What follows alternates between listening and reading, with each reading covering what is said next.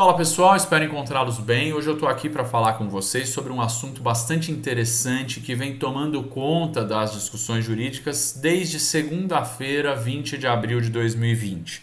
Falo da revogação pelo presidente da República de uma medida provisória por outra medida provisória.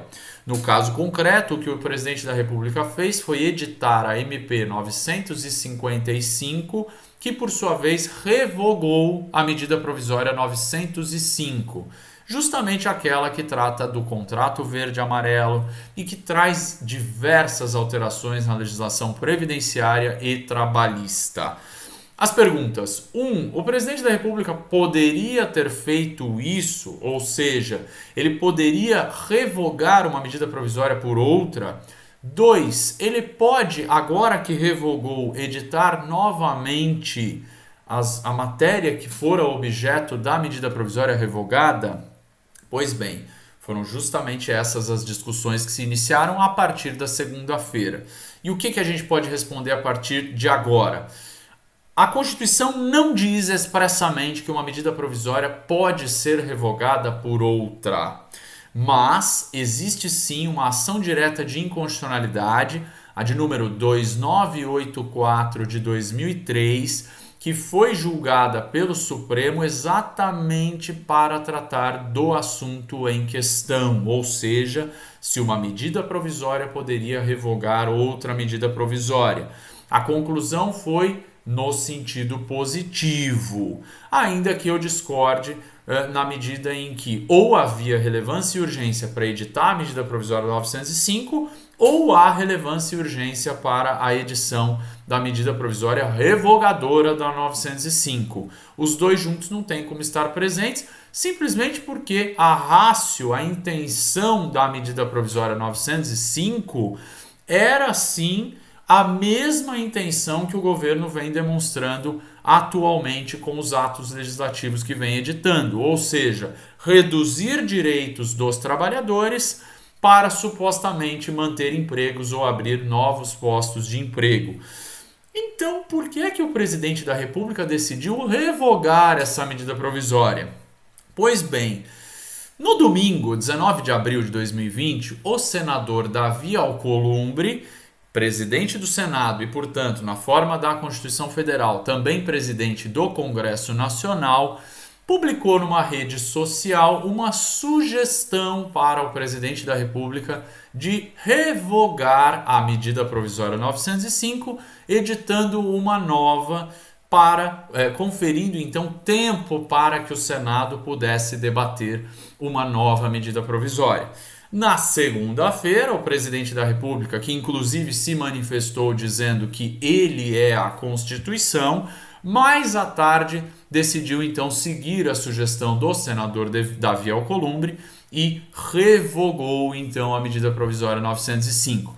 E por que tudo isso aconteceu? Simplesmente porque na segunda a MP 905 iria caducar, ou seja, ela iria perder a eficácia por perda de prazo. Prazo esse de 120 dias, previsto lá na Constituição Federal.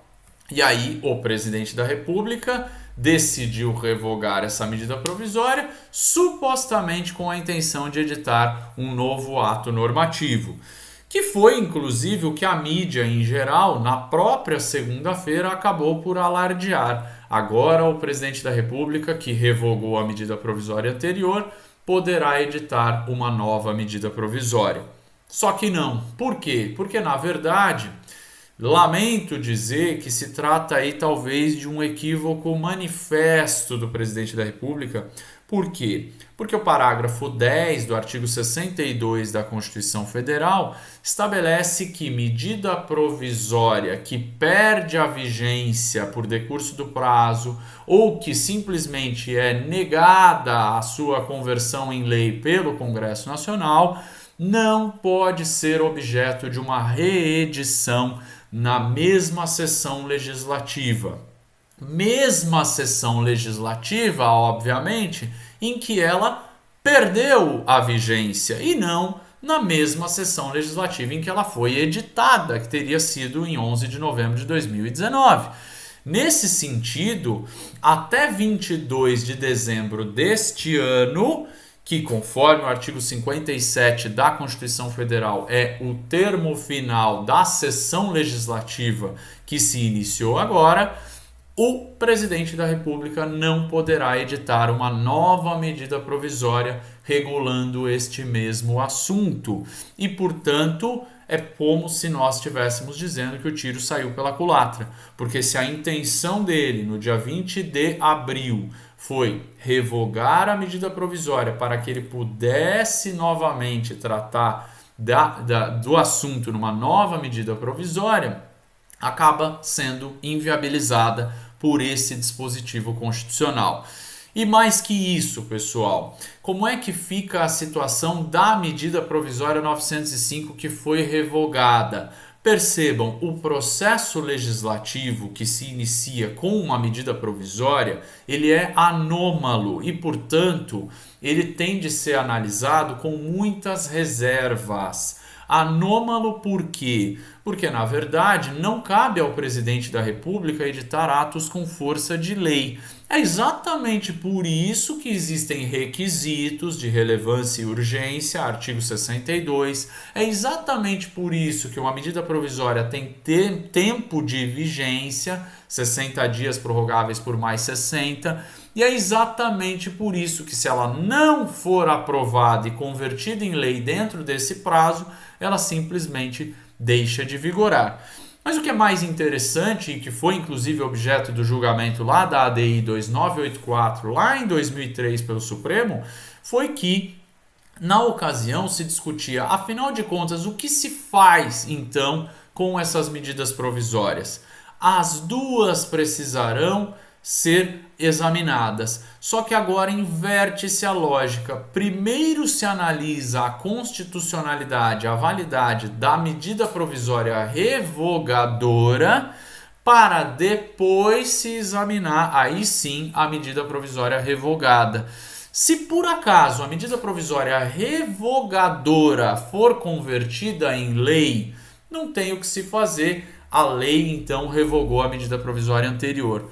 Porém, se a medida provisória revogadora não for convertida em lei, aquela medida provisória revogada, no nosso exemplo, no nosso caso concreto, a 905, que teve então a sua vigência suspensa com a medida provisória 955, voltaria a vigorar.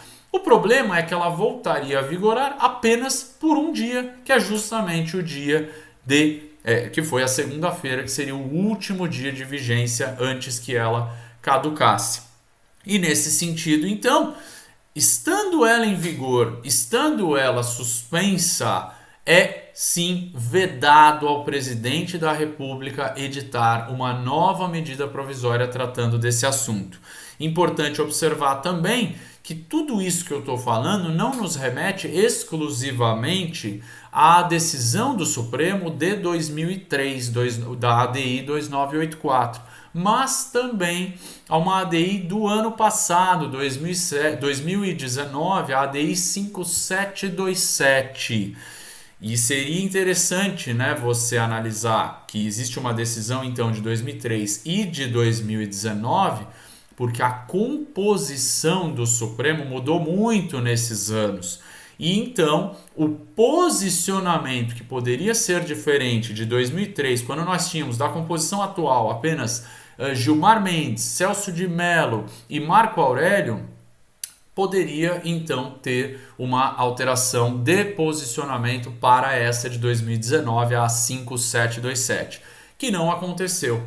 Ou seja, concluindo, primeiro, é possível uma medida provisória ter revogado essa outra medida provisória? Sim, isso é solucionado pelo Supremo, ADI 2984 de 2003. 2. Como ficam então as consequências desse ato? Primeiro, na ADI 2984 de 2003, o Supremo já decidiu. Há então que se analisar primeiro, a medida provisória revogadora no Congresso Nacional, a 955, portanto. Se esta medida provisória for convertida em lei, não se fala mais da existência da medida revogada e, portanto, se houve a conversão em lei da revogadora, a revogada faz com que o presidente da República não possa editar uma nova medida provisória, justamente porque ela foi revogada dentro dessa sessão legislativa. E, por fim, se a medida revogadora não for convertida em lei, o que acontecerá? A medida provisória 905 volta a vigorar por um dia e, a partir daí, deixa de ter vigência. Em resumo, se ficar o bicho pega, se correr o bicho come, não será possível a edição de uma nova medida provisória regulando o contrato verde-amarelo e alterando a legislação trabalhista e previdenciária, tal como se pretendeu ou pelo menos se alardeou pela mídia nacional, ao menos até o fim da sessão legislativa, dia 22 de dezembro de 2020. Tá certo? Grande abraço para vocês.